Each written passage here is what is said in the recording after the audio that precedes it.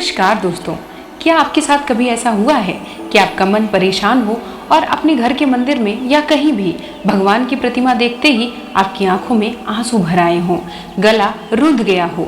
जैसे एक नन्हा सा बच्चा बहुत देर तक अपनी माँ से दूर हो तो फिर माँ के सामने आते ही जोर जोर से रोना शुरू कर देता है। ठीक वैसी ही स्थिति हमारी भी हो जाती है भगवान के सामने।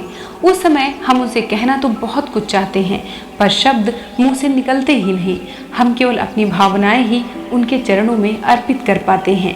अगर आपके साथ भी ऐसा कुछ होता है तो वीडियो के लास्ट में मैं आपको बताऊंगी कि ऐसी स्थिति में आपको क्या करना चाहिए ताकि आपके मन की हर बात परमात्मा तक पहुंच जाए।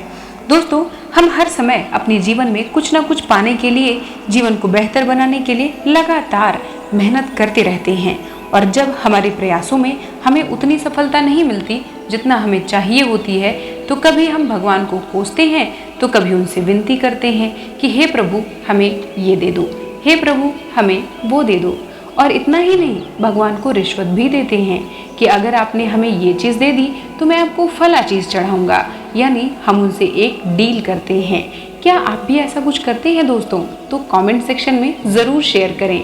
और अगर आप ऐसा करते हैं तो प्लीज़ एक रिक्वेस्ट है आपसे कि आज से भगवान से ये डील करना बंद कर दीजिएगा कि आप मेरा ये काम कर दो तो मैं आपके लिए वो प्रसाद चढ़ाऊंगी या चढ़ाऊंगा।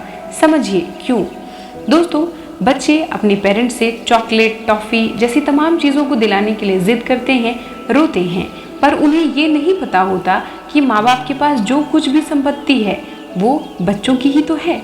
पेरेंट्स अपने बच्चों को राइट टाइम पर राइट चीज़ देते हैं, यानी बच्चे जिस समय जिस चीज़ के लायक होते हैं उन्हें पेरेंट्स वही चीज़ें देते हैं ताकि बच्चे खुद अपना नुकसान ना कर बैठें। तो हमारे परमपिता परमेश्वर, हमारे भगवान ने जब हमें रच कर, हमें बनाकर इस संसार में भेजा है तो वो हमें इस संसार की सारी खुशियाँ, सारी सुख सुविधाएं देना चाहते हैं जो भी हमें चाहिए होती हैं, पर कभी कभी हमें वो नहीं मिलता जो हम चाहते हैं। तो वो इसलिए कि शायद अभी उस चीज़ का राइट टाइम हमारे जीवन में नहीं आया है। जब हम उन चीज़ों को संभालने के लायक बन जाते हैं तो भगवान अपने आप हमारी लाइफ में वो खुशियाँ भेज देते हैं। तो बहुत बार हमारे मन में ये भी शंका पैदा हो जाती है कि जब हम भगवान के सामने बैठें तो हमें उनसे कुछ मांगना चाहिए या नहीं, क्योंकि कुछ ज्ञानी जन हमें राय देते हैं कि हमें भगवान से कुछ भी मांगना नहीं चाहिए, वो अपने आप हमें सब कुछ दे देते हैं। दोस्तों, हमें इन चर्चाओं में पड़ने की ज़रूरत ही नहीं है। हम उनकी संतान हैं, वो हमारे पिता हैं, और जैसे अपने पेरेंट्स के सामने अपने मन की बात रखने में हमें कोई झिझक नहीं होती, वैसे ही भगवान से भी आपको कोई संकोच होना ही नहीं चाहिए। वो तो इस पूरे संसार के परम पिता हैं। तो आपके मन में जो भी बातें आती हैं वो सब उनके सामने खोल कर रख दीजिए। वैसे आपके बिना कहे भी उनको सब पता है। ये तो आपकी तसल्ली के लिए है ताकि आपका मन अपनी इच्छाओं के बोझ तले दब न जाए।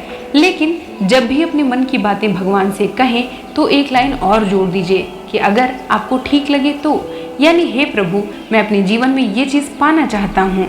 अगर आपको लगे कि ये मेरे हित में है, मेरी भलाई इसमें छुपी हुई है, तो ही आप उसे मेरे जीवन में साकार करिए। बस आपकी इतनी सी बात और आपके वाइब्रेशंस के माध्यम से इस ब्रह्मांड तक, यानी उस परम शक्ति तक आपकी बात पहुंच जाएगी और पूरी भी हो जाएगी। दोस्तों, वीडियो की शुरुआत में हमने बात की थी कि अगर भगवान को देखकर आंखों में आंसू आए तो हमें क्या करना चाहिए।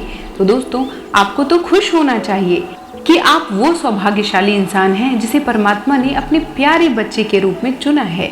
वो आपकी हर बात को सुन रहे हैं और आप में भगवान के दैवत्व का कुछ अंश आ रहा है, यानी भगवान आपके ऊपर हर पल अपनी दृष्टि बनाए हुए हैं।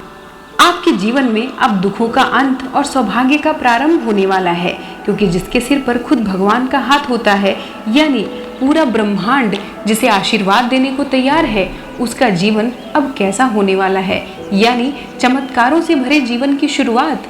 बस इस टाइम पर वो आपकी थोड़ी परीक्षाएं ले सकते हैं, यानी लाइफ में थोड़ी प्रॉब्लम्स बढ़ती हुई नजर आ सकती हैं, पर ये सब थोड़े टाइम के लिए है और आने वाली ढेर सारी खुशियों का ट्रेलर मात्र है। आपके भाग्योदय का समय आ गया है। बस आपकी सोच पॉजिटिव और विचार खुले रखने की ज़रूरत है। तो बस इस वीडियो में यहीं तक। भगवान पर पूरा विश्वास रखते हुए अपने जीवन में दुखों के अंत और खुशियों के आगमन के लिए तैयार रहिए। मिलते हैं किसी और वीडियो में किसी और टॉपिक के साथ। आपके कीमती समय और यहाँ तक साथ देने के लिए बहुत बहुत धन्यवाद। वीडियो पसंद आया हो तो इसे एक लाइक करके चैनल को सब्सक्राइब ज़रूर कर लें और हमारे साथ बने रहें। नमस्कार।